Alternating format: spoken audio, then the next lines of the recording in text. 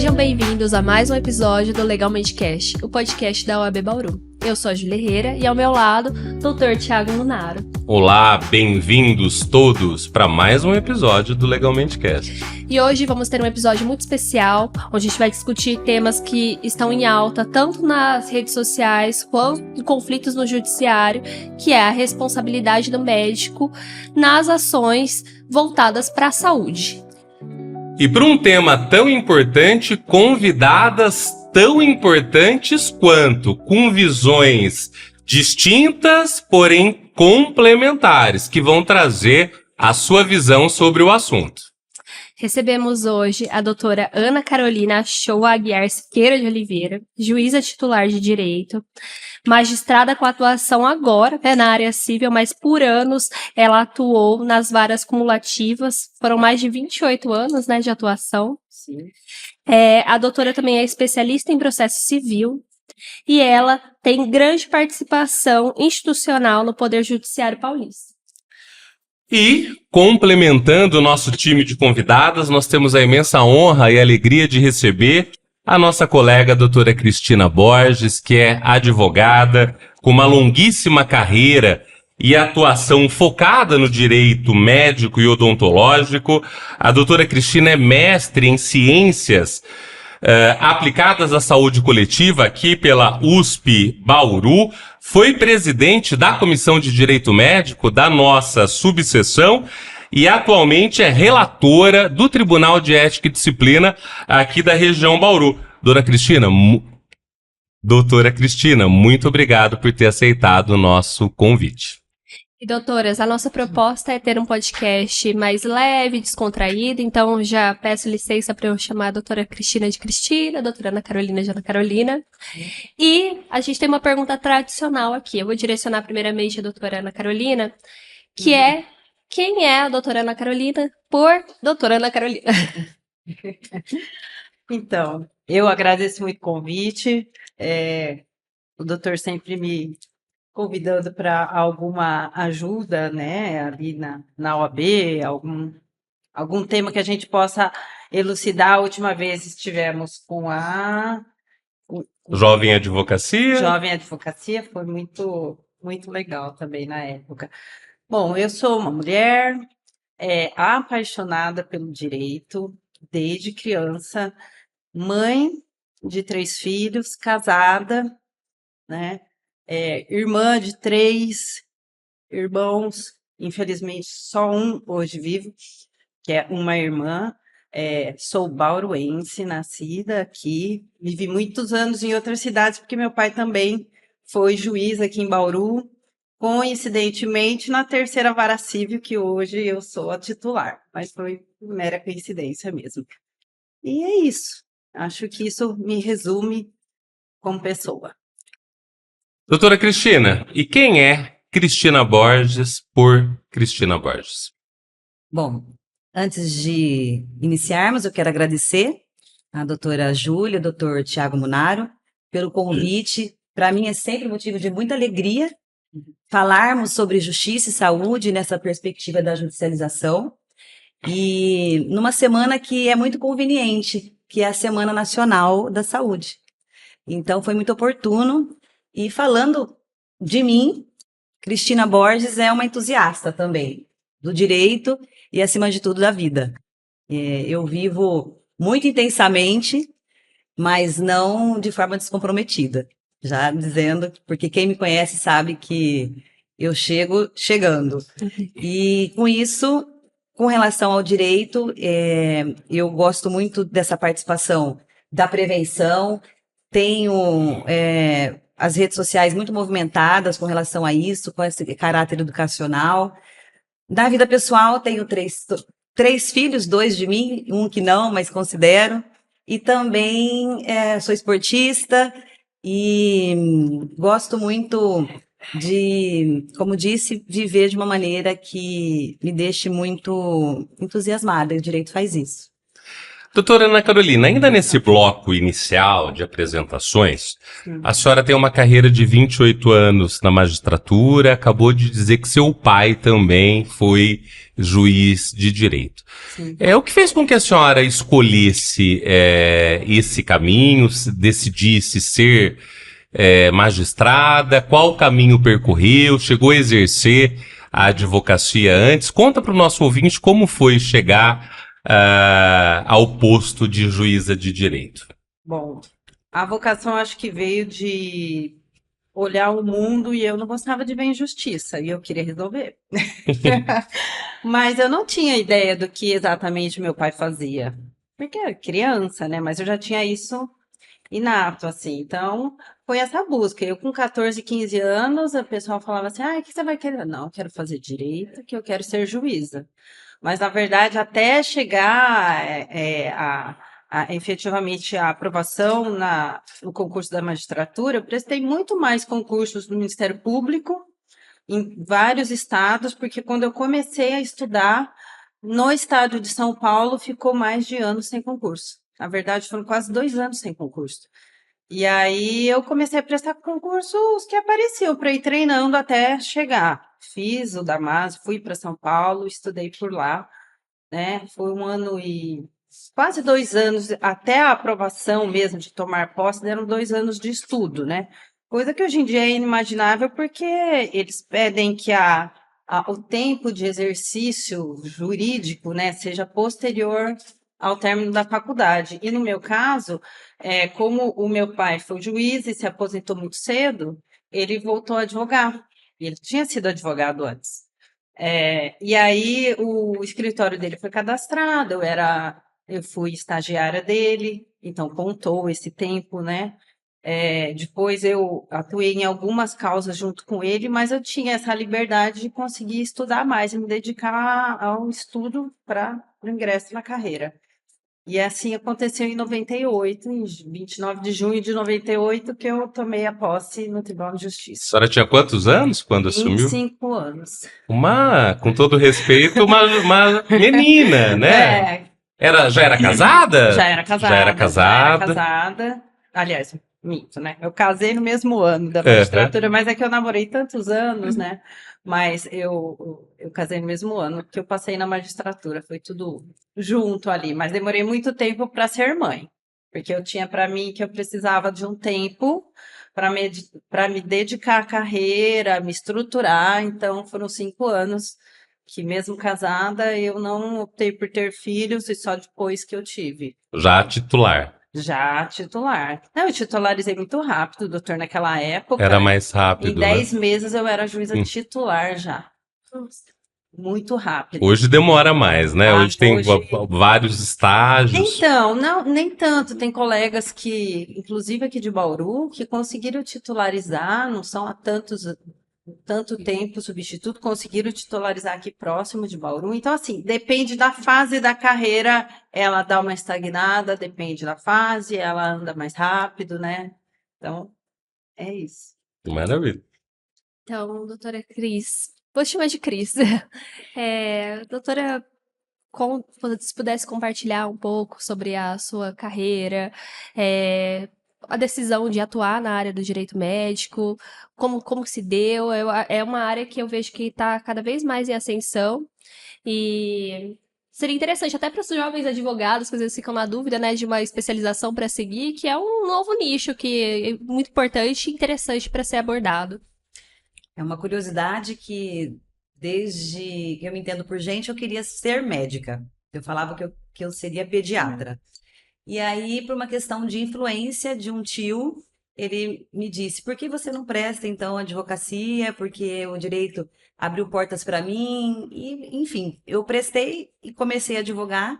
E a área do direito médico, um pouco influenciada pelas questões dos meus colegas, e eu acabei vendo as dores de cada um, e também por propósito, por conta da minha questão mesmo de ideologia, porque eu atuo no direito médico muito mais pela prevenção do que pela própria judicialização. Ao contrário, enquanto eu estive na presidência da Comissão de Direito Médico da UAB, a minha intenção sempre foi essa, de impulsionar esse direcionamento do olhar do advogado para a nossa área de atuação, porque é uma área muito sensível e também acaba mexendo muito com o próprio retorno do direito para a sociedade com relação aos efeitos desse processo.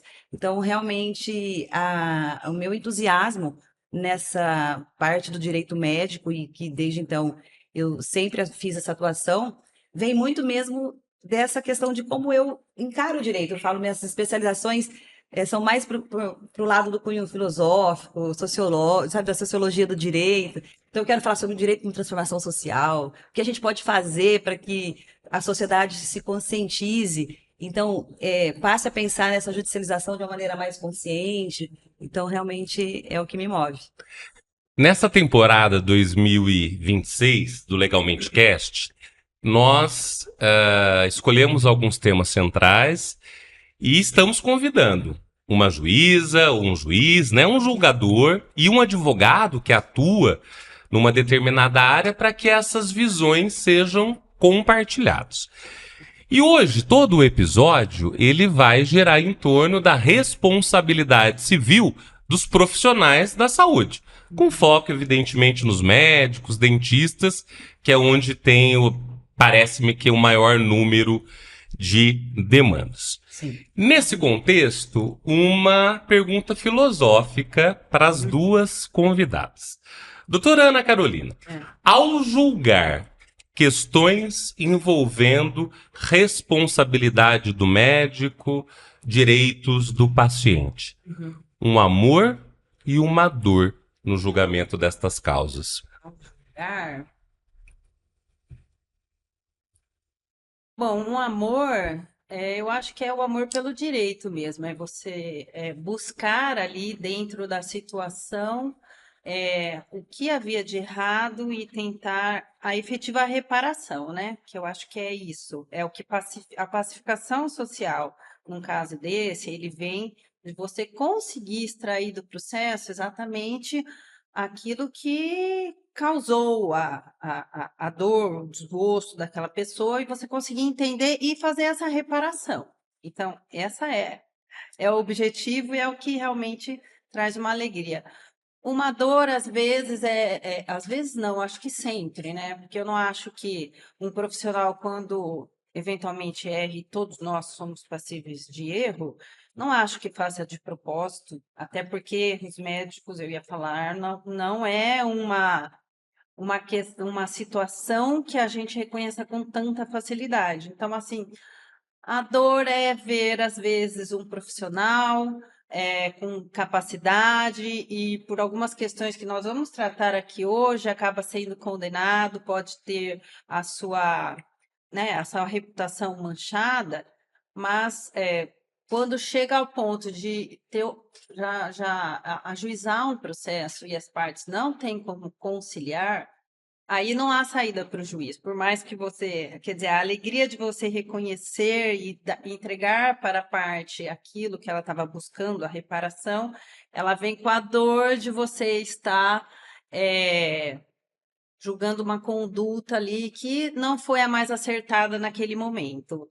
E eu gosto de lembrar que essa foi uma frase que sempre eu carreguei na minha carreira. Eu não julgo personalidades, eu não julgo pessoas, eu julgo condutas previstas em lei. É isso, tá? É esse o limite da minha atuação. Perfeito. Doutora, também eu gostaria de saber da visão da doutora uma dor e um amor na atuação voltada para questões de direito médico, odontológico, que é um grande nicho que a doutora atua. Eu vou começar pelo amor. Porque quando a gente está atuando nessa área tão sensível, para mim o amor é a pacificação do conflito antes mesmo dele chegar no judiciário. E a gente tem conseguido fazer isso na prática. Eu, via de regra, não advogo contra o profissional, mas a gente tem atuado em condições, e aí por amor, porque dá uma satisfação muito grande mesmo, de entender a razão, às vezes, de um paciente e tentar fazer essa intermediação junto ao médico, porque como a doutora Ana Carolina disse, ninguém trabalha para errar, né? E que, na verdade, quando acontece nessa situação da saúde, o bem maior que nós temos, aí o preço que se paga é muito alto. Então, o amor, para mim, é essa situação de intermediação do conflito antes mesmo que ele chegue no judiciário. Alguns casos, infelizmente, não é possível e a gente, então, aí tem essa resposta do judiciário. E a dor, eu quero falar assim que é uma dor muito grande mesmo, é no sentido de como o profissional da saúde ainda olha para o advogado no conflito. Ele pensar que o advogado está para a atividade dele no processo. Isso, então, é uma dor, porque, na verdade, muito antes disso, a gente precisa romper esse paradigma, porque nós estamos na prevenção, nessa pacificação, porque isso, com certeza, vai trazer muitos benefícios, principalmente com relação ao que causa um processo para a vida desse profissional. Ô, Cris, dentro desse contexto, a sua visão ética, o advogado que escolhe atuar, não é, com responsabilidade civil médica, você acha que ele precisa escolher um lado? Por exemplo, eu só advogo para paciente e eu só advogo para médicos, hospitais, planos de saúde? Ou não teria nenhum conflito ético em advogar para os dois lados? Conflito ético, eu diria que não, mas na prática isso dificulta, porque se eu advogo contra o plano de saúde, depois vai ser difícil, se eu tiver uma intenção como advogado, ser advogada desse plano de saúde, por exemplo. Mas não acho que tenha nenhum conflito, mas particularmente eu não faço ações contra profissional, mas isso é uma coisa minha. Você escolheu o lado de só defender os profissionais. Sim. Doutora, a senhora tem percebido nesses últimos tempos um aumento do número de demandas envolvendo responsabilidade de médicos e planos de saúde? Ou tem ficado na mesma medida? Não tenho notado um aumento especificamente na responsabilização. O que a gente tem notado, sim, é um aumento de demandas contra os planos de saúde suplementar, né? Por conta de inúmeros direitos que vão sendo reconhecidos, muitas síndromes, muitos tratamentos novos, de alto custo, que por mais que nós tenhamos alguns temas já, né, norteando a forma de agir de todos as administradores de plano de saúde, ainda assim, o caso concreto ali, às vezes, gera o conflito, né? E um lado não entende direito, ou talvez o outro, mas sim, tem tido um aumento que eu tenho percebido. Aumento, às vezes, com relação a custo do plano de saúde, a tratamentos, né? A questão do rol da ANS, isso sempre em voga, né? Isso porque agora eu julgo especificamente direito privado. Privado. Porque o público vai para as fazendas vai para a públicas, fazenda, né? mas há Aham. 4 anos atrás eu julgava tudo, Tudo. né? Então, inclusive contra o SUS, contra o Estado, tal. Então, assim, aí são visões um pouco distintas por causa do direito que envolve, mas eu não vi, assim, com relação à responsabilização médica, a gente não percebe que isso tem tido um aumento. Ao inverso, o que eu percebi que no direito privado, né, contra a saúde suplementar ou o médico em si, não tem tantas demandas. O que eu percebia quando eu atuava também, que eles lidavam contra médicos do sistema público, aí sim tinha mais leads. Uhum. E muitas leads até eu percebia, que é algo que a gente ficou conversando, eu com a doutora Cristina, que essa falta de entendimento, né, da população um pouco mais simples, que acaba não entendendo tantos termos e algumas coisas às vezes parece que, nossa, aconteceu de repente, houve erro médico, alguém escondeu alguma coisa, mas assim, não tem um aumento, doutor, realmente não é Eu fiz essa perceptível. pergunta e já vou Uhum. passar para a Júlia, que vai conduzir com outro tema, complementar, Uhum. Cristina, em relação ao que eu perguntei para a doutora Ana Carolina, pelo seguinte: houve um aumento exponencial dos cursos de medicina oferecidos ao longo do país. E recentemente publicou-se as notas do ENAMED, né, o Exame Nacional de Medicina, em que muitas faculdades de medicina, muitas daqui da nossa região, inclusive, foram muitíssimo mal avaliadas, em que se apurou, né, que muitos dos alunos ali formados por essas faculdades não tinham conhecimento mínimo para atuação como médico.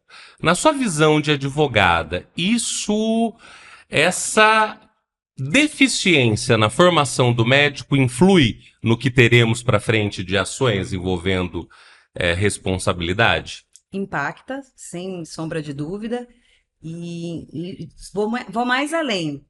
Mesmo as que tiveram notas favoráveis, né, com relação ao ENAMED, eu acredito que ainda assim essas faculdades ainda não estão preparando os alunos para esse desafio da responsabilidade, principalmente quando a gente pensa na questão do direito informacional.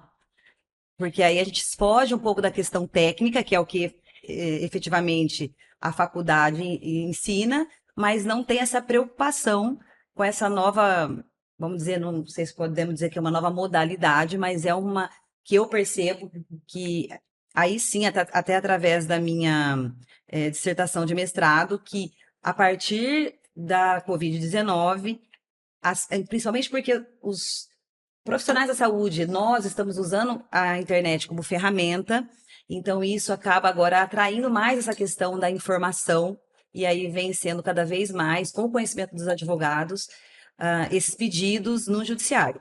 E também tem as questões éticas, quando você fala da judicialização, que aí não só né, a questão da judicialização, mas as demandas com relação aos médicos, porque a gente vê também na prática que tem essa crescente da parte ética, que quem normalmente passa por isso não conta, mas a gente que está desse lado vê que realmente tem acontecido.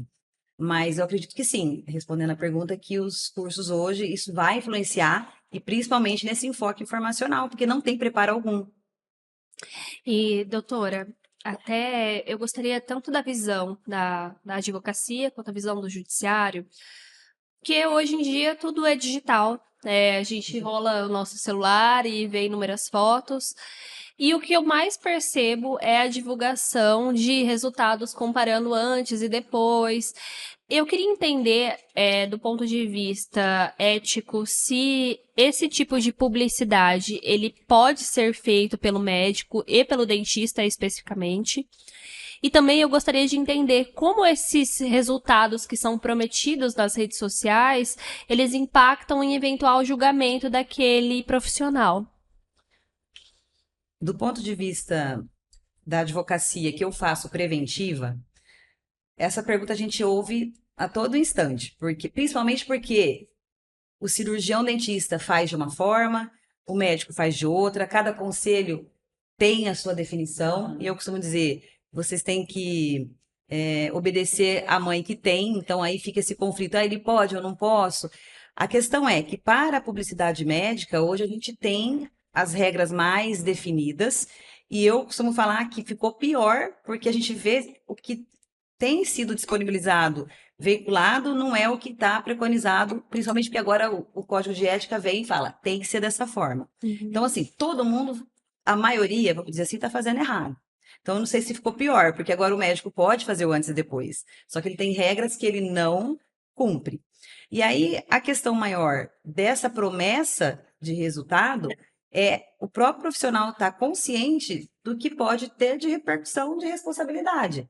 Porque na medida que ele assume essa posição nas redes sociais, e se ele vem de uma maneira muito agressiva, em que pese a medicina, a odontologia, não poder ser mercantilizada, eu costumo dizer, paciente não é moeda de troca, ele assume, então, essa posição, e aí ele tem que saber dessas consequências, porque se ele faz muita promessa de resultado, a primeira porta que o judiciário, que eu percebo, e que a gente também faz uso na advocacia, o que ele faz uso das redes sociais é a promessa de primária ali que ele fez com relação à expectativa do paciente.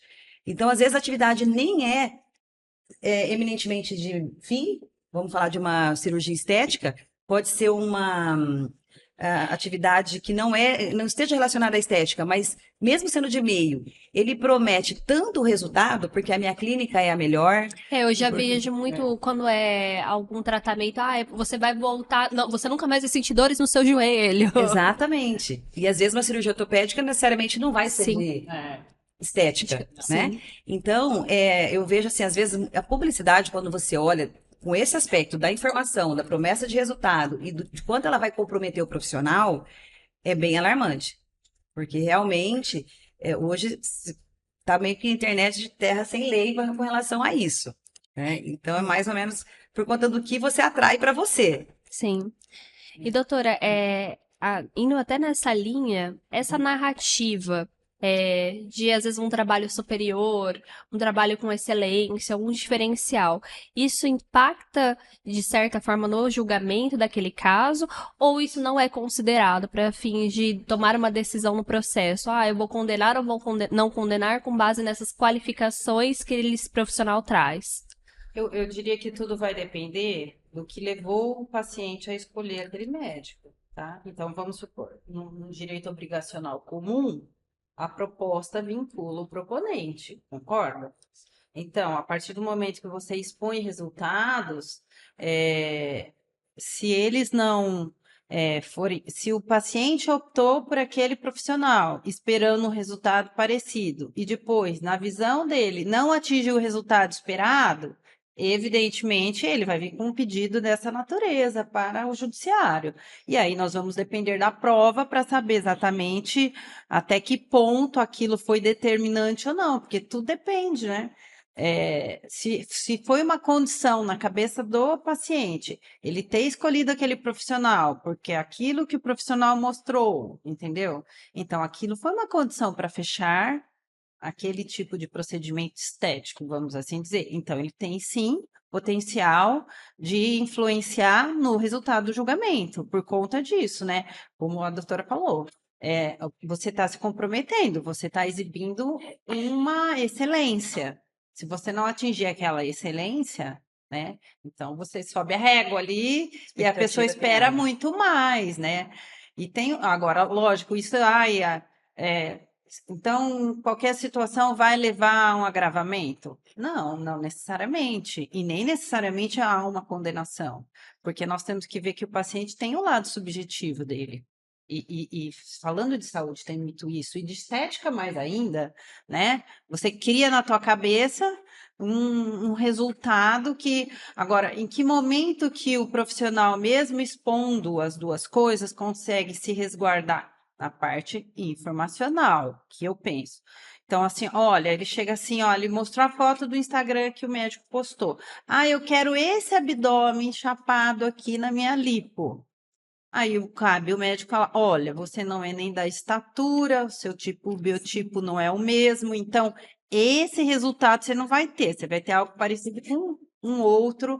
Então, assim, cabe nesse momento a informação chegar para o paciente, ele saber que ele não vai ter o resultado, porque nem sempre ele consegue ter a visão do que é semelhante e do que não é. Só uma pergunta que eu queria direcionar a Cris. No começo do podcast, você sempre falou muito sobre a questão da prevenção.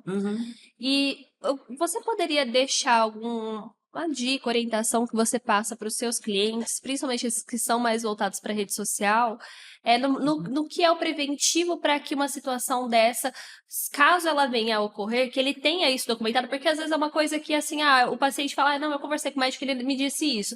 Fica muito no diz que me disse e você não tem uma documentação que comprove. Olha, eu falei para ele que o corpo dele não é desse jeito e que não vai funcionar assim para ele. E como isso influencia no julgamento do processo. Exatamente. Complemento. Mas essa deficiência da gestão documental é o que a gente mais vê, que além da questão, quando muitos pacientes confundem, né, o descontentamento com a falha, mas quando ele leva, o profissional não consegue fazer a devida prova, porque ele não tem a documentação correta.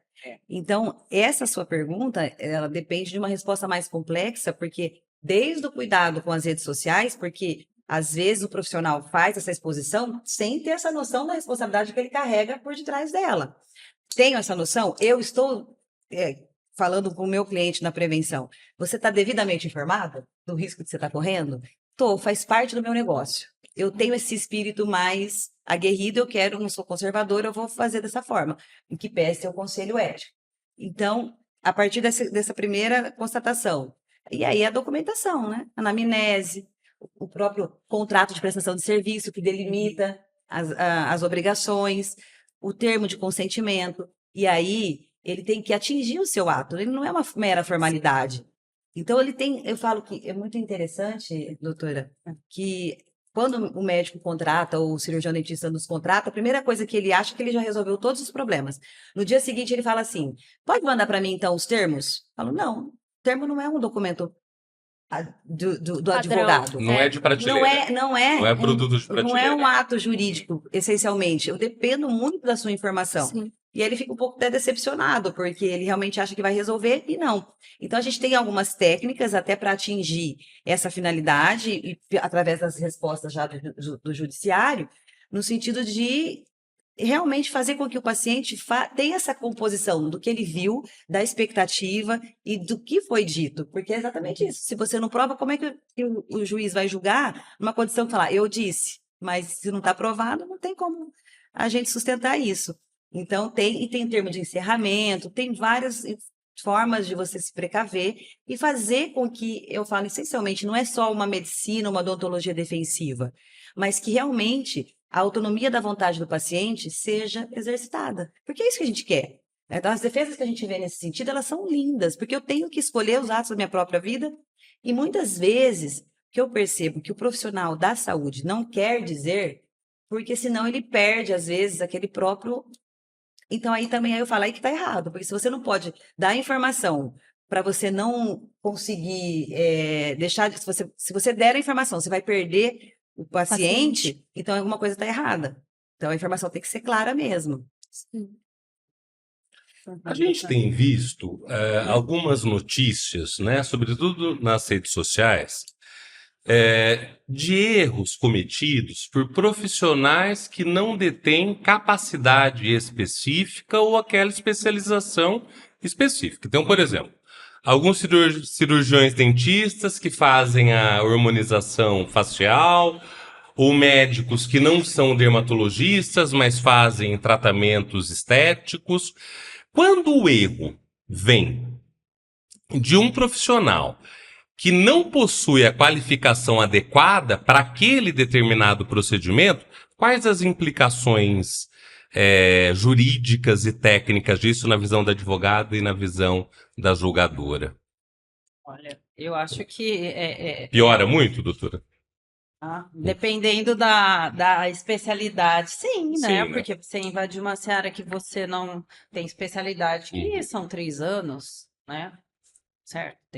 Que você tem que fazer, estudar para poder estar exercendo aquilo. Mas, na verdade, de um modo geral, o que a gente percebe é que não só dos profissionais da medicina, mas de nutrição, de fisioterapia, há uma Invadindo, né? e assim, há uma ausência de uma regulamentação específica, né?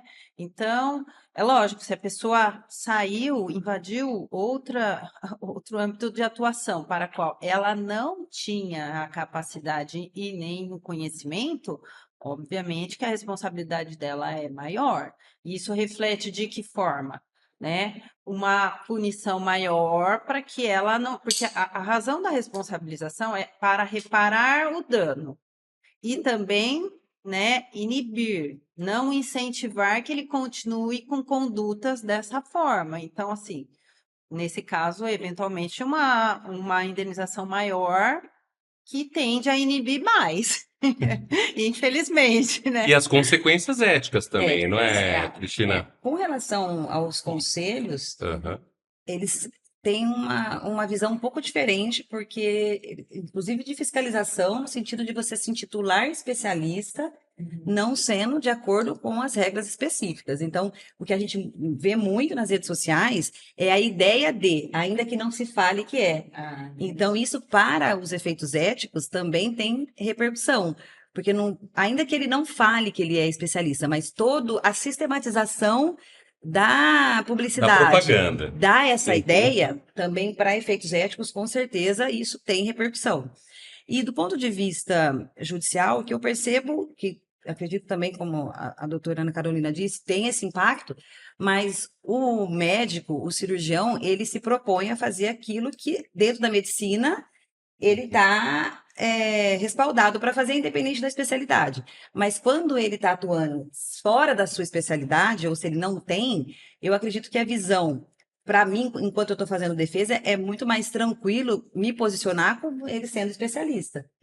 Mas então, assim, ele pode, sendo médico generalista, operar uma cabeça, né? Mas se ele é neurocirurgião, isso dá mais uma vantagem para ele de defesa no sentido de ter mais Perito. familiaridade. Exatamente.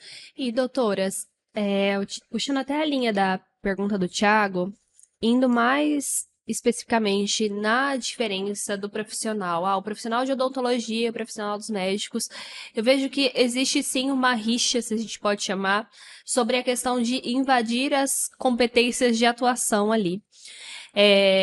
O que eu ando vendo muito é essa crescente dos profissionais da odontologia podendo fazer procedimentos estéticos, até alguns com corte mesmo. Primeiro, eu gostaria de saber se existe alguma regulamentação já clara sobre quais são os limites de atuação, né, de cada um deles. E até também uma curiosidade que até a gente conversou um pouco sobre isso antes do programa, que eu vi que alguns médicos falaram assim, bom, então se o dentista pode vir aqui e fazer todo esse tratamento na face da pessoa, eu vou lá e vou começar a extrair dente. Como que isso anda sendo abordado no dia a dia da rotina médica e dos profissionais voltados para a área da odontologia? Essa questão, eu costumo dizer que a gente vê muito e deveria já estar, ao meu ver, já superada no sentido de competência e capacidade. Porque realmente alguns atos, principalmente agora com relação às cirurgias da face, né? Recentemente o Conselho Federal de Odontologia regulamentou e aí tem toda essa discussão que você já tinha um pouco acentuada com relação às questões orofaciais. Agora vem as cirurgias da face, então é uma situação muito nova. Mas o que que eu penso, principalmente com relação à própria defesa do profissional? A questão da competência, ao que me parece, o cirurgião dentista também tem. Afinal, né, ele estuda os músculos da face e ele tem essa aptidão. Agora, com relação à capacidade, o que me deixa um pouco temerosa são as questões de risco inerente e complicação possível. Porque quem vai tratar? Eu vejo que a grande questão ele vai até um ponto, aí depois E quem tá trata aquela tudo bem, intercorrência. Júlia, tá tudo bem, é isso que eu falo. Mas a questão é, você está informando o seu paciente devidamente? Aí não, né, doutora? Porque se eu falar que eu não vou tratar a complicação, ele não vem comigo. Falar, aí que você tem que falar. Porque aí senão você não vai se resguardar. Então, eu acho que a gente tem que parar de ter essa briga de nervos entre se pode e não pode da competência, porque competência tem e é capacidade de tratar. Então, é essa que é a questão. Então, se eles se definirem nesse sentido e conseguir passar essa informação para o paciente, até onde eu posso ir e se complicar, e se ele também tiver essa aptidão de falar que a complicação possível é essa, o risco inerente é esse, as alternativas são essas, tá tudo certo. Mas a questão que me preocupa é a omissão dessa circunstância. E doutora, o médico ele pode se recusar a atender aquela situação. Mas no caso do médico que ele acaba tendo que atender, até da visão do judiciário, como que funciona a responsabilidade dele por um ato que já começou com algum problema, com algum tipo de vício, até onde vai ser apurada a responsabilização daquele médico por ter atuado na parte que deu errado, né? Se foi posterior, né? Porque uma coisa é você contratar uma equipe. Então, um cirurgião do maxilo junto com um outro médico, eles operam em conjunto, aí já é inerente. Eles já estão combinados, estão operando em conjunto, um já está dando suporte ao outro, normalmente dentro de hospital e tudo mais. Se for posterior, aí evidentemente, posteriormente, aí a responsabilidade a gente vai apurar de acordo com a perícia, né? Porque o juiz não vai ter essa capacidade de saber. qual conduta do médico interferiu no resultado ruim e qual não interferiu. Então, aí nós vamos nos valer de peritos que vão avaliar, se precisar mais de um, vamos supor que precise um na área odontológica e o outro na área médica, e eles vão dizer para a gente, olha, seguiu os protocolos todos, não seguiu, aí o outro veio, tentou atuar, mas não foi possível porque não evoluiu bem. Então, aí é uma questão mais de prova, sabe? Não é uma questão do encaixe, a questão é saber exatamente o que você consegue extrair do processo como prova da conduta que foi determinante para o resultado ruim e da que não foi determinante. Até uma das perguntas, quando a gente falou que ia ter esse podcast, uma das perguntas que o pessoal fez era voltada para a parte de provas, se vocês entendem que nesses processos, necessariamente a gente precisa ter uma perícia. Porque todos os casos que eu vi até hoje, precisou ter uma perícia. Essencialmente. Não tem como, né? Porque Sim. eu sou uma profissional do direito. Toda vez que eu quiser me imiscuir numa outra seara que eu não tenho a capacidade, eu vou julgar errado. Sim. Então, assim, isso é um princípio também de direito, julgamento. Qualquer área que eu precisar de algo técnico, eu vou me socorrer do técnico. Lógico, o que às vezes dá problema?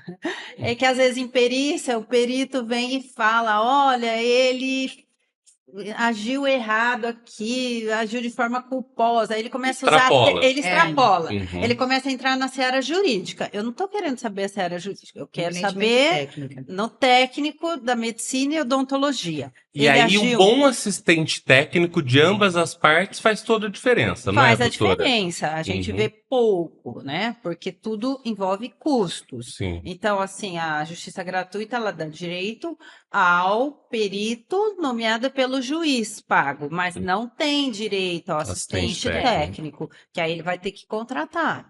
Mas, vamos supor, não concordei com o laudo e venho com argumentos jurídicos apenas. Não vai desfazer a parte técnica do laudo, ele não vai elidir aquela conclusão. Para eu afastar aquela conclusão, eu preciso outro médico ou outro técnico que rebata, e ainda assim, aí eles vão ficar debatendo ali, aí você vai ver não qual te convence, mas o que consegue demonstrar de uma forma técnica o que realmente ocorreu, consegue reproduzir a situação para a gente. Posso só falar uma situação que a gente já desenvolve isso no escritório há algum tempo? Eu não faço nenhuma ação, mesmo defesa fica mais tranquilo com relação ao próprio médico, às vezes ele traz a parte técnica, embora esteja envolvido. Mas nada passa no escritório sem o estudo de viabilidade. Então, é essencial o assistente técnico. Lógico que tem essa questão financeira, mas muitas vezes, até pensando nessa questão dessas causas tão sensíveis, eu às vezes prefiro inicialmente cobrar menos do meu cliente para fazer um estudo de viabilidade, para não me aventurar por conta dessa situação do que causa o processo, esse tipo de processo na vida da pessoa, mas eu não faço nada sem assistência técnica. Tudo que sai do escritório tem estudo de viabilidade. Eu acho que isso é essencial. Excelente. Ô, Cris, quando, entrando para a seara da atuação profissional nessa área mesmo, você falou em estudo de viabilidade. Quando um profissional está sendo demandado, pode ser ainda por uma notificação extrajudicial, que geralmente envolve não apenas o próprio profissional, como o plano de saúde, o hospital. Quando há evidências técnicas, né, de que de fato houve um erro e de que a condenação na esfera judicial ela é bastante provável, tem havido uma consciência de que é melhor fazer um acordo antes de que vire processo ou ainda não? Eu posso dizer aqui que tem alguns advogados que fazem desfavor à parte? Sim. Então, A gente assim, sabe disso. de verdade, nessa atuação, Aham. porque muitas vezes quando eu entro em contato com o profissional e eu me apresento, Uhum. muitas vezes em nome do paciente já com estudo de viabilidade, porque aí você entende que realmente isso vai virar processo, mas eu não vou atuar nesse processo porque eu não faço Uhum. para o paciente, mas eu tento, antes disso, Então, muitas vezes, o profissional, ele recebe muito bem isso. Uhum. E a gente tem tido bons resultados no escritório fazendo dessa forma. Mas, em alguns casos, a gente percebe que, às vezes, o profissional quer, mas o advogado acaba dificultando nessa visão de realmente não pacificar por conta desse... Porque o meu maior interesse, realmente, é que eu vejo esses tipos de processo. Porque como eu estou mais do lado do profissional, o que ele causa não é só o fator financeiro. É psicológico. Então, e isso assim, é um desestímulo da profissão. Nós Porque o precisamos dessa financeiro, consciência. em última análise, geralmente vai ser coberto em primeiro plano pelo hospital ou pelo plano de saúde, não é Ou isso? pelas próprias seguradoras, porque Sim. também tem essa visão hoje do É que profissional. volta em regresso depois contra ele, né? Exatamente, mas independente disso, eles não. Uhum. Claro que o fator financeiro, além de ser uma situação pedagógica, né, e também faz parte da condenação, mas o que eu percebo na prática, que a questão emocional, ela pesa muito mais. E a questão da imagem, né? A doutora Sim, Ana eu Carolina acho, falou né? isso na primeira fala dela. O que mais prejudica é a imagem, de ficar com receio de ser um profissional com a pecha de quem errou, de quem matou, de quem perdeu um paciente em determinada situação. Eu já fui gestante e eu acompanho que se eu não me engano, é um dado acho que do próprio CNJ, de que uma das principais ações que motivam, né, a questão da responsabilidade do médico é envolver na parte da obstetrícia. Então, eu queria confirmar se realmente é o maior número de ações. E eu me recordo que quando eu estava passando por esse período, eu fui atrás de fazer um plano de parto. Eu queria entender um pouco da sua visão como advogada e da doutora Ana Carolina como juíza, de até quando os limites, né, de autonomia do paciente, da vontade do paciente, principalmente nesses casos voltados para gestação, parto, eles devem ser respeitados, quando que o médico pode extrapolar aquilo, porque o que eu observei muito também, existe uma linha muito tênue entre a questão da violência obstétrica e o respeito à própria vontade da gestante. É uma questão complicada mesmo, né? Porque quando a gente vai estudar sobre isso, a gente percebe que não tem uma regulamentação sobre isso. E evidentemente, que o paciente, a paciente pode escolher, não, eu gostaria de ter o meu parto normal, eu gostaria disso ou aquilo, né? Ela faz parte da vida dela, então ela tem como falar, eu opto por isso, mas assim, nós não temos uma regulamentação assim, em que momento essa sua vontade tem que ser deixada de lado. Não tem uma regulamentação específica. O que é trazido para o judiciário, a gente vai julgar em cima de princípio, né? Qual a garantia constitucional de maior peso naquela situação de emergência? Porque quando eles vêm para o judiciário, vem com emergência, entendeu? Então, assim, aí a gente vai ter que dizer, olha, qual o direito ali que vai sobrepujar, entendeu? Então, se for normalmente, o juiz vai optar pelo direito à vida. Então, assim, vai até o momento em que há um risco, o médico fala, é o risco, e ele decide. É que Né? o que eu Nesse percebo, ponto, sim, né? o que eu percebo também é que tem em contrapartida também uma, não sei dizer, uma predisposição dos médicos de talvez ignorar aquele pedido da paciente, até inclusive a gente estuda dados assim, no Brasil, a quantidade de cesáreas que são feitas são muito maiores do que em qualquer outro lugar do mundo, porque nos outros lugares o parto normal é estimulado, mas o que eu queria entender assim como que o médico justifica isso, é aceito para o judiciário, a conduta que ele adotou para ele desconsiderar o que foi pedido pela gestante. Em relação só ao parto normal? Não só o parto normal, mas primeiro porque, se eu não me engano, a questão da saúde, ela traz uma cartilha específica para o médico que ele tem que obrigatoriamente seguir o parto normal. E a gente vê muitos casos em que às vezes acontece o bebê falece porque seguiu esse protocolo. Em contrapartida tem a questão da cesárea, que o médico às vezes acaba optando por fazer uma cesárea porque é mais simples e desrespeita o direito da gestante. Na verdade, eu fui gestante de 3 e assim, eu não consegui ter parto normal, mas Eu fui até um ponto ali, a hora que o meu médico falou assim, não dá, tem a menor condição. Eu segui, mas vamos supor que a parturiente, não, mas eu quero porque eu quero. Eu já vi casos, eu nunca julguei, tá? Porque raramente chega esse Chega. tipo de coisa para nós, tá? Talvez chegue Hum. ali a Cris beija mais, Nas fazendas algo. públicas, talvez também, não é, doutora?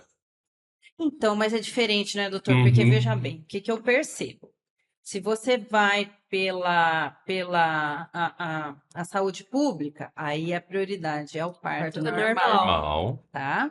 Por quê? Porque essa é a regra mesmo. Mas quando você vai para o lado de planos de saúde, A aí paciente escolhe. a A gestante hoje escolhe. em dia, talvez, Hum. na minha época, Uhum. escolhe, mas é muito diferente. Então, por exemplo, hoje em dia, se ela for optar por isso, ela tem toda uma gama de coisas que ela pode seguir, exercícios e tarará, ela se preparar para esse parto normal, né? Eu não tive essa experiência como pessoa, Uhum. tá? Ninguém orientou nada, tal, na hora. Teve dilatação? Teve, não teve. Você vai para Vai cesárea e tá precisar. tudo certo. Mas hoje em dia o pessoal quer mais que isso, né? Mas realmente o Brasil é muito mais cesariano do que parto normal, isso sempre foi. E eu acho que é uma escolha e eu acho que é um receio dos médicos de algo dar errado, né? Porque você ouve muito, hoje em dia as crianças antecipam, nascem de 38 semanas. Eu falei, engraçado, os meus nasceram tudo de 40. Por que que dos outros? É um medo, né? Sim. Então, mas isso não chega no judiciário. Eu acho que a doutora talvez tenha algo mais próximo ali que ela lide, porque em todos esses anos de carreira, nunca aconteceu de alguém vir reclamar que houve uma violência obstétrica porque não deixou fazer o que queria. Qual que é o conceito, Cris, de violência obstétrica? Assim, Então. um conceito que se debate hoje nos meios médicos. Primeiro que, só para complementar, eu penso que é uma questão de escolha, diálogo e recusa. Porque falta muito esse direcionamento. Porque qual é a minha escolha? Por que que eu quero ter esse tipo de parto? Tenho condição pessoal? Tem quais são os riscos? Então falta muito esse diálogo.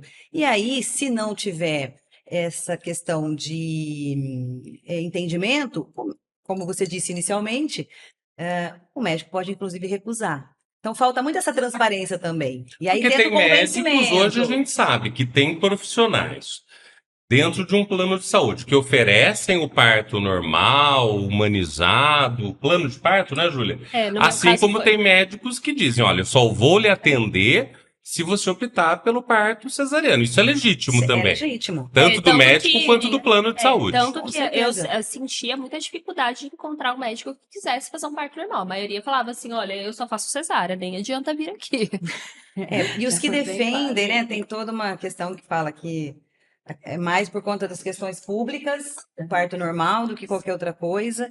E assim, do ponto de vista do conceito, até os médicos não gostam desse termo, né, da violência obstétrica, porque aí acaba tudo direcionando da questão, principalmente relacionada ao parto normal. Eu, particularmente, também não tive muitos casos no escritório. As queixas que eu tive foi ao contrário, do sistema público de insistir no parto normal, enquanto não tinha condições de. Sim. Então, eu acho que tem muito da porta de entrada com relação. Exatamente, porque você percebe que aí quem não tem condições econômicas e vai para o sistema público tem que passar por aquilo. E aí, em último, fica horas tentando, quando não dá mais, aí é feito, sabe? Então, eu acho que esse tipo de reclamação eu acho mais plausível do que o inverso, ainda, né? Sim. Pode ser que. Porque, assim, essa questão do parto humanizado é uma coisa assim que as redes sociais trouxeram muito, né? Porque a gente. E como se fosse simples, e não é, né? Não, exatamente. E é não até é algo. interessante ter essa própria visão do judiciário, porque quem acompanha só a rede social, inclusive teve aquele caso da Chantal, que estourou isso sobre violência obstétrica, acho que foi aonde mais E falou o sobre médico isso. foi absolvido Foi depois, absolvido. né? Mas era uma coisa que a gente imaginava que assim era recorrente, que sempre tinha. Mesmo Não. porque na cesárea tem o risco cirúrgico, Sim. mas a questão da violência obstétrica está mais direcionada à Ao questão parto do normal. parto normal. Outra questão polêmica. Há um tempo atrás, né, quando a gente estudava direitos da personalidade, um assunto que sempre vinha à tona era o direito dos religiosos, né, envolvendo a religião das testemunhas de Jeová, que se recusam à transfusão de sangue, se o juiz, né, poderia ou não é, suplantar, digamos assim, a vontade dos pais ou de alguém que fosse responsável e determinar a transfusão de sangue, mesmo contra a vontade daquele paciente ou dos seus familiares. Parece que hoje essa questão está superada e o Supremo Tribunal Federal diz que não é para fazer a transfusão de sangue Exato, que é pra vale. respeitar. Exatamente. O que a Pra senhora respeitar. pensa ou pensou disso no passado, doutora? É o que eu falei, são situações muito pontuais. Elas Sim. não aparecem com frequência. Sim. É porque eu acho que até nesses casos eram poucos que iam contra, né? De não aceitar e tudo mais. Porque eu acho que o problema da saúde, que eu acho, é que ele pega o ser humano numa situação de extrema fragilidade. Então, você pode ter uma convicção religiosa, você é mãe, você tem uma convicção religiosa que não aceita a transfusão. Aí você vê o seu filho morrendo, e aí você aceita, entendeu? Sim. Pode ocorrer. Por quê? Porque é uma situação delicada, que você...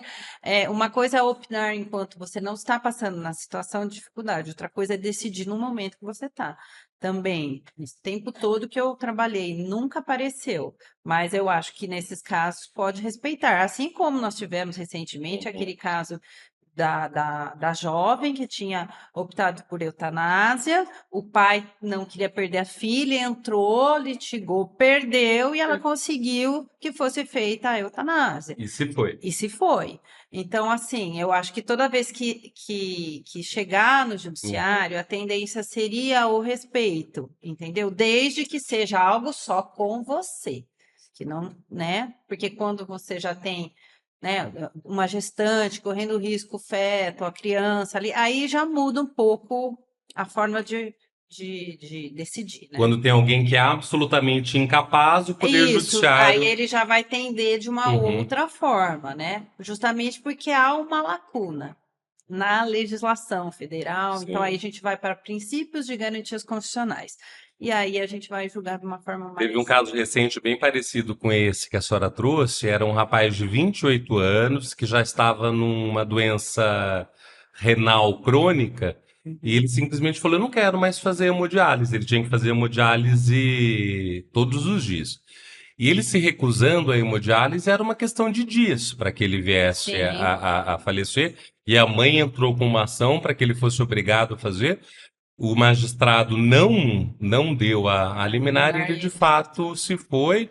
E aí isso veio ao debate e todo mundo concordou que a mãe, por mais nobre que fosse o gesto dela, porque é uma mãe, né? Não queria perder o filho. Exatamente. A vontade era dele, ele estava consciente, não estava. Ele tinha o discernimento ainda para poder decidir. É o puro exercício da autonomia da vontade. É o puro exercício. E do conceito máximo da sua própria dignidade, E né? eu acho que aqui Exatamente. no Brasil ainda a gente tem muito isso misturado com conceitos religiosos e sim. tudo mais. Então, assim, nesses momentos, a gente não pode pensar no que eu, Ana Carolina, penso sobre o assunto, que vai ser diferente do que a Ana Carolina, juíza que segue as leis, vai decidir, né? Então, nem sempre coincide. E é um drama, é uma dor de ser juiz. Eu imagino. Eventualmente Porque é uma decisão decidir... solitária, não é, doutora? Sim, não, qualquer É. decisão Qualquer de decisão juiz é solitária, é muito ela solitária, é né? menos solitária atualmente, porque veja, quando nós estudamos, né, direito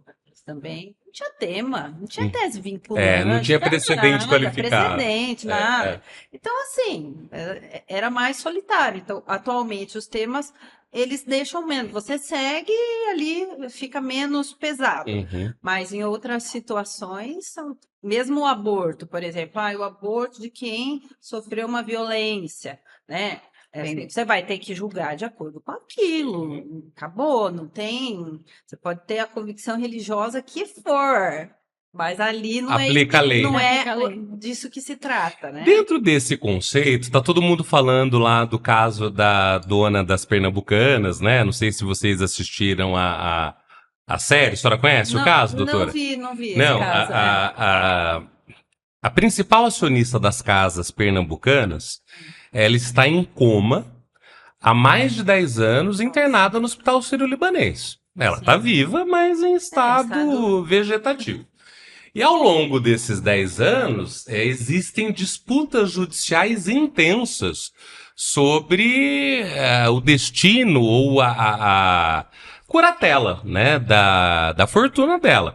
Então, 2 mulheres estão pleiteando reconhecimento de união estável.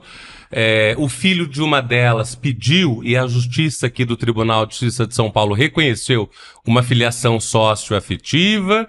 Então é ele que tá hoje no comando, não é, Júlia? Eu não assisti inteirinho ainda, assisti só os primeiros episódios, mas é interessantíssimo o caso. Interessante. Vale a pena, tá na Globoplay, chama O Testamento. E aí a questão, ela vai ficar lá para sempre no Sírio-Libanês, esperando que algo aconteça, ou tem algum mecanismo judicial que permita que os aparelhos sejam desligados? Embora pareça que ninguém queira, né? Porque todo mundo quer garantir o seu antes dela morrer, definitivamente. Tem até um termo, eu não sei se está correto, se a doutora já tiver ouvido falar, que era o living will, que é uma forma de você dizer o que você gostaria que acontecesse com o seu corpo, caso você se encontre numa situação como essa, né? É dessa mudança de paradigma que nós estamos precisando também. Falar sobre a morte, falar sobre os testamentos vitais. E facilita até pra gente. Porque atualmente nós não temos, né? Eutanásia no Brasil não existe. E deveria existir, né? E assim, não vai ter, assim, a não ser que o Supremo decida lá e regulamente alguma coisa, até o momento a gente não tem onde se apegar para autorizar, desligar, se a pessoa não deixou em vida. E tem países que tem até o suicídio assistido, né? Colômbia tem, Peru tem, Suíça, que tem até alguns brasileiros que saem e vão. Porque a eutanásia depende de um estado... O conceito de eutanásia é quando você está num estado que não tem mais solução, né? Um estado de saúde, uma doença crônica que a ciência não mais dá conta dela. E no suicídio assistido basta o sofrimento intenso que pode. Eu acho que são conceitos... E a vontade, são conceitos que precisam ser evoluídos. Eu volto a dizer, eu acho que no Brasil, pouco que a gente vê quando começa debates envolvendo, eu acho que a questão religiosa é um impeditivo grande para isso. Não que isso seja uma crítica. Claro. Eu também tenho minhas convicções particulares, né? A minha forma de ver. Mas eu acho que isso vai ser um grande impeditivo. E aí, o que acontece? É muito difícil você ter um congresso resolvendo questões desse tipo quando você não tem o apoio da população. Sim. E quando as bancadas, muitas bancadas do Congresso emergem de denominações religiosas, inclusive. E aí, ali não vai conseguir mesmo. Sim, né? É verdade. Que não avança. E aí o Estado é laico só no papel, né? Exatamente, doutor. E as questões da saúde em si, elas têm muita comoção. Muita comoção, né? A gente vê isso na internet. Sim. A própria questão envolvendo o aborto, né? Ninguém é a favor do aborto. Não dá para ser a favor do aborto. Ninguém vai em algum lugar dizer, olha, eu sou a favor do aborto. Mas também não dá para ser favorável que uma criança que tenha sido estuprada, muitas vezes pelo próprio pai, pelo avô, pelo tio, pelo irmão, pelo vizinho, seja obrigada a carregar e gerar o fruto do estupro. Então são essas questões que não podem ser... Mas essas questões já estão resolvidas, doutor. Porque houve o estupro, já houve uma relação não consentida. Mas então esse caso é permitido fazer. Mas recentemente houve um projeto de lei, doutora, para que, e foi aprovado, inclusive na Comissão das Mulheres, se não me falha a memória. Para ampliar, né? Que fosse... Para tirar tudo, para que nenhum tipo de... Não, para que nenhum tipo de aborto fosse permitido. É bem recente isso. Inclusive até... Aí eu acho que... É um absurdo. A gente já teve, né? Nós tivemos um caso de uma... Não sei se era blogueira ou era uma artista, que depois que teve a criança falou, olha, eu gerei uma criança fruto de estupro, optei por não fazer o aborto, né? Sim. E dei. E foi para adoção e a história vazou, né? Foi isso e mesmo. aí, inclusive, ela sofreu muito depois que revelou isso. Então, assim, eu acho que da forma que está, você tem a opção de manter ou a opção de tirar legalmente. Suprimir isso é uma questão muito complicada, né? Não pode. Assim, eu acho que nem religião nesse caso teria que interferir, porque a dor Mas infelizmente emocional da pessoa nessa situação, Sim. eu acho que era plenamente justificável. E doutoras, até puxando esse gancho da pergunta do Thiago, eu não sei como é no dia a dia para quem atua na área do direito médico, mas quando saiu essa decisão, começou a gerar uma insegurança jurídica dos próprios médicos. Estou autorizada a fazer, não estou autorizada a fazer. Como que vocês lidam, não especificamente com esse tipo de situação, mas ela é um exemplo, dessa insegurança jurídica que nós temos? Posso ou não posso fazer? Até onde eu posso fazer? E o pior, Júlia, complementando médicos, dentro de uma situação prevista em lei, em hospitais que ofereciam esse serviço público, se recusando a fazer o aborto, alegando convicção religiosa.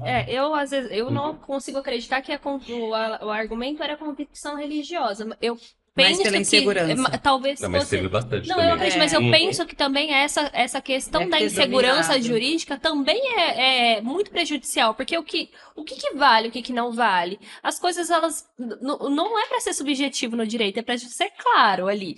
Pode ou não pode, é taxativo. Até quando que a gente vai ter que se deparar com uma situação que o médico se sente confuso mesmo? Posso ou não posso fazer isso?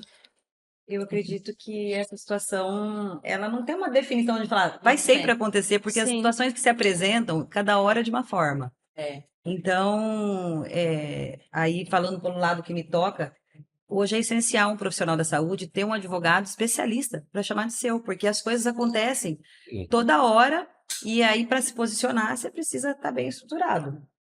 E eu diria que nunca vai ter isso. Por quê? Porque o direito ele é dinâmico, porque as situações da vida são dinâmicas, as sociedades elas evoluem, elas involuem, elas se movimentam. Então, as situações sempre vai acontecer alguma coisa diferente que a gente não tinha previsto, não tinha parado para pensar, e enquanto sociedade não tinha parado para decidir de que forma regulamentar. Então, assim, a gente vai aparecer um problema. Ele vai se repetir, vai se pacificar com um tema e vão aparecer outros, Todos né? os dias. Todos os dias. Então, eu penso que nesse ponto, o profissional ele tem que se valer cada vez mais. Ele não se vale de alguém para o marketing, ele não se vale, né? Então, tem que também ter na parte jurídica. Eu acho que isso é imprescindível, porque aí ele não vai livrar dele eventualmente sofrer um processo, mas exatamente, neutraliza, ajuda, orienta a eventualmente fazer um acordo antes de virar um precedente contra ele mesmo no judiciário, né? Porque assim, o brasileiro, eu gostei muito quando começaram os sejusques, né? Eu sempre fui entusiasta, a gente instalou, na época era juiz em Pederneiras, a gente instalou rapidinho lá, trouxe cursos de conciliador e tudo mais. Porque, assim, nós não temos essa visão de conciliação, né? É só o litígio. E, às vezes, eu falo para quem vem me perguntar, eu falo assim, olha, toda vez que você decidir deixar para alguém decidir a tua vida, não reclama da decisão. Porque você tinha em suas mãos. Você E é não uma tem- roleta russa. É uma Não é? roleta russa. Por quê? Porque você não sabe a prova que vai vir, o que você não vai conseguir provar, o rumo que aquilo vai tomar, entendeu? Então, nem sempre vai chegar num desfecho, né? E aí esse desfecho também não traz a pacificação, que é o objetivo do judiciário, né? Exatamente. Calmar as coisas. Uma última pergunta da minha parte, Tá. depois vou passar para a Júlia. Trazendo, doutora, algo que a senhora falou lá no comecinho do nosso episódio aqui, que quando eu perguntei se a senhora teria percebido um aumento do número de demandas envolvendo responsabilidade do médico, a senhora disse que percebeu um aumento de demandas envolvendo obrigações dos planos de saúde. Isso. E aí me veio à mente que recentemente viralizou um vídeo de um julgamento e uma fala da ministra Daniela Teixeira, do Superior Tribunal de Justiça, no seguinte sentido. Ela dizia o seguinte, olha, se o médico diz que aquela criança autista precisa de 40 sessões de fonoaudiologia, não sou eu, que estudei direito e que sou juíza, que vou dizer que é menos ou que é mais. São 40 sessões. E o plano de saúde precisará cumprir as 40 sessões. A senhora não percebe que existe, infelizmente, uma cultura do erro no Brasil? Isso vale para planos de saúde e para litigantes habituais, de um modo geral, que reiteradamente negam acesso a determinados direitos para pagar o preço de ver se o paciente ou o atingido por aquela Se ele vai medida buscar. vai buscar no Poder Judiciário? Eu nunca li nenhum estudo a respeito, né? Mas eu imagino que algumas administradoras de plano de saúde deixam chegar mais a um extremo, entendeu? Para ver se vai ou não ser condenada, porque é justamente isso. Nós não temos uma capacidade de dizer que é mais ou que é menos, entendeu? Né? Mas eu já tive um caso muito diferente que não era isso que se alegava. Os profissionais que deveriam aplicar as terapias que o neuro dizia não chegaram à mesma conclusão que o neuro. Havia uma divergência entre eles. Olha Então, só. olha só que situação, né? Mas E aí no prevalece momento... o que o médico diz. Óbvio, óbvio, né? Prevalecia. E aí, só que aí os profissionais daquele plano de saúde, os que estavam disponíveis, se negavam a fazer. Entendeu? Aí, eventualmente, que tem uma das soluções possíveis então o plano é obrigado. Já que os credenciados se negam, ele vai ter que No pagar. particular. No O particular. Olha que particular, barbaridade. entendeu? Porque assim, diagnósticos errados, falhos, podem acontecer. Mas assim, aí teria que trazer, né, algo mais palpável e dizer que não, porque os espectros, as doenças, elas são muito amplas, né? E às vezes os profissionais têm essas dificuldades, mas Não posso perguntar para a doutora Ana Carolina, que seria suspeita para responder, mas pergunto para você, Cris. Você vê com bons olhos a especialização de varas que julgam processos de saúde, a par do que aconteceu com as varas que julgam questões empresariais, por exemplo? Eu vejo. Isso já está acontecendo no tribunal, né? Sim, eu vejo. Eu acho que isso é uma tendência, inclusive.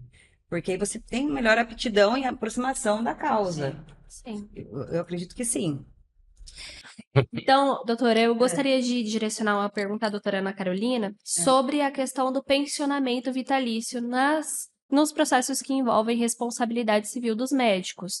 A gente sabe que em alguns casos o dano ele não é indenizável, não tem dinheiro que vá suprir aquilo, e que muitas vezes é necessário, sim, que a pessoa receba uma pensão, às vezes até para o resto da vida, para que ela tenha condições mínimas de se adequar ao cotidiano. Então, eu queria saber a opinião da doutora sobre isso, quais são os casos que você entende que é necessário mesmo a pensão, seja ela por um tempo parcial ou, nos casos, a pensão vitalícia. tá. O pensionamento, normalmente, ele está ligado a um dano material e não moral, tá? Normalmente. Por quê? Porque ele tem a ver com a perda da capacidade laboral, né? Ou me esqueço de estar perto, então. Ele tem a ver mais com o direito material. A perda da capacidade laboral, seja total ou parcial, por algum erro médico, por algum procedimento que houve realmente alguma culpa ali, tá? Porque para o erro médico é a necessidade da culpa. Então, aí, se for parcial, ainda assim nós podemos ter uma pensão vitalícia, porque assim, diminuiu a capacidade laboral da pessoa. Então, ela não vai ter a mesma capacidade de ter o mesmo ganho se ela tivesse totalmente sã. E aí não há uma limitação, vitalícia mesmo. A limitação é do percentual, né? Então, tudo vai depender se a pessoa já trabalhava, se não trabalhava. Às vezes, um erro médico pode ocorrer com alguém que nunca nem trabalhou, que é uma criança, mas reduz a capacidade laboral dessa criança. Pode ser, se a redução for total, ela vai ser pensionada no valor total. Mas quando nunca trabalhou, aí os parâmetros são outros. Então, se você tiver o parâmetro de quando a pessoa já estava em plena atividade laboral e ela ganhava, ou já tinha trabalhado, você tinha como aquilatar qual a possibilidade de ganho dela. Então, vai pagar, se for total, vai pagar o equivalente ao que ela conseguia trazer de benefício econômico com o labor dela, entendeu? Se nunca trabalhou, aí normalmente se pega como parâmetro o salário mínimo, né? Então, mas são situações em que há realmente essa perda, porque o dano moral, normalmente, ele não é dado mensalmente, é um valor que a pessoa tem direito, que você fixa, e aí esse sim é pago de uma vez só, né? Agora, a pensão é pela perda da capacidade. E nada impede também que isso seja revisto também no futuro, correto? Sim, pode ter casos, ou ela pode ser assim, isso quando ela é permanente, ela pode ser total e permanente, ela pode ser parcial e permanente, e ela pode ser total e temporária, vamos assim dizer. Então, o tempo em que a pessoa necessitar para se recuperar é o tempo que vai ter esse pensionamento, tá? É mais ou menos assim a ideia de uma previdência, né? Porque Sim. quando a gente recebe algum benefício de auxílio-doença, vamos assim dizer, a ideia é a mesma, né? De poder manter economicamente a pessoa. E aí, geralmente, se o médico tem apólice securitária, é a própria apólice que cobre a integralidade da indenização, né? E paga de uma vez só, porque facilita para a seguradora. Desde que o profissional da saúde cuide muito bem dessa proposta, porque a gente às vezes vê isso, Exatamente. essa sensação de estar assegurado, mas Segurado também e de não não tá. pensar na hora da contratação aquilo que está se propondo. Isso é um fato também. Exato. Júlia, foi um grande episódio. Doutora Ana Carolina, muito obrigado por ter mais uma vez aceitado o convite da OAB para esse diálogo aberto, franco, em que a gente compartilha, né? Tantos conhecimentos, né, de uma jogadora aí com 28 anos de trajetória, produzindo bons frutos para a magistratura, nesse diálogo tão aberto com a advocacia. Muito, muito, muito obrigado pela participação. Doutora Cristina, acho que uma grande referência nessa área do direito, no direito médico, na responsabilidade. Muito obrigado também por ter aceitado o nosso convite e ilustrar, abrilhantar esse episódio do Legalmente Cast com seus conhecimentos tão valiosos. Doutora Júlia, Eu agradeço também as doutoras. A gente costuma sempre abrir para uma consideração final. Se as doutoras quiserem falar alguma coisa sobre o episódio, alguma reflexão, até mesmo alguma dica. Tem gente que deixa dica, né, no final. sim, sim. Então vocês É fiquem à sempre vontade, a bem-vindo. palavra é de vocês. Eu quero agradecer, parabenizar vocês pela iniciativa, aproveitar que nós estamos na Semana Mundial da Saúde e dizer que vocês continuem trazendo esse tipo de diálogo que é tão essencial à sociedade, né? Eu costumo dizer que a parte da saúde nos custa muito caro, principalmente com relação à defesa do profissional, porque realmente na ponta quem perde somos todos nós, com esse profissional desestimulado e também a importância sempre desse diálogo, parabenizar e também dizer que eu estou muito feliz de ter participado com a doutora Ana Carolina e realmente foi um momento muito especial. Obrigada. Eu gostaria de agradecer, adorei o convite. O doutor sabe que essa sempre foi minha postura, né? Eu gosto de manter a proximidade com os profissionais do direito, seja a OAB, seja o Ministério Público, seja a Defensoria, porque nós todos estamos num sistema de justiça. É importante que nós tenhamos esse diálogo, essa proximidade, e o que a gente pode, né, contribuir, eu acho que isso é muito importante. Eu adoro esses diálogos. Curto muito. Adorei participar aqui com a minha amiga Cris. Que Por uma bom. nova data. E assim, Acho que temos que discutir muitas coisas mesmo. Eu acho que importante, eu penso que é muito importante continuarmos fazendo diálogos, conversas, mesmo trazendo o juiz, porque nesse momento eu não estou falando de um caso em particular, né? A Sim. gente traz uma visão e agora mais que nunca eu penso que as pessoas têm que olhar e começar a conhecer, né?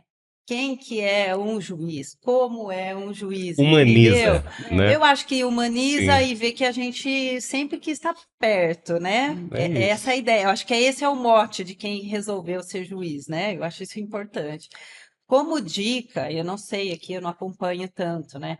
Mas eu tive a oportunidade de, quando trabalhei em Agudos, ser juiz da infância e juventude, que aqui o doutor Birajara desempenha a função há anos e muito Brilhantemente. brilhantemente.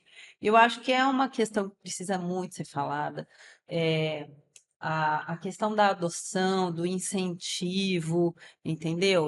A adoção ser um caminho também para quem eventualmente tenha uma gestação indesejada, ao invés do aborto. Dia vinte Eu e sete acho de maio nós isso, teremos na OAB um fórum sobre a adoção. eu acho isso muito lindo e eu acho pouco Uhum. explorado no Brasil, pouco falado, um estigma contra a gestante que opta por não criar a criança. Sim. E era importante, é que a gente não pode divulgar, né? Mas os casos que eu participei mudou muito profundamente a vida das crianças, entendeu? E assim.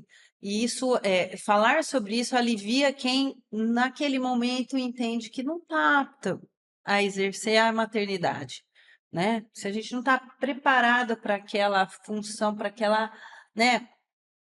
Eu acho que tem outras opções além do aborto. Então, eu acho que o aborto tem sua função, mas a gente pode procurar outras. Eu acho que isso devia ser Perfeito. muito Ó, falado. nós nem havíamos combinado, dia 27 de maio, quarta-feira, um fórum sobre conscientização da adoção, participação da Vara da Infância e Juventude, da Frente Parlamentar da Assembleia Legislativa de São Paulo, Olha que legal. sobre a importância da adoção, Ministério Público, Fundação Toledo, Programa Entrelaçando Vidas e o apoio da OAB. A gente conta com a senhora lá também. Vai começar às 4 da tarde, 27 de maio. E você continue acompanhando os episódios do Legalmente Cast. Qual que é o nosso Instagram, Júlia? Nosso Instagram é @legalmente.cast e quero novamente agradecer as doutoras, dizer que o objetivo desse podcast mais uma vez foi atingido com sucesso, que é de fato construir pontes, e a gente está conseguindo fazer isso muito bem, né, Sem Thiago? dúvida, foi uma Parabéns. alegria enorme. Muito obrigado. Muito Muito obrigada, obrigado senhora. e até o próximo episódio. Até mais. Até mais.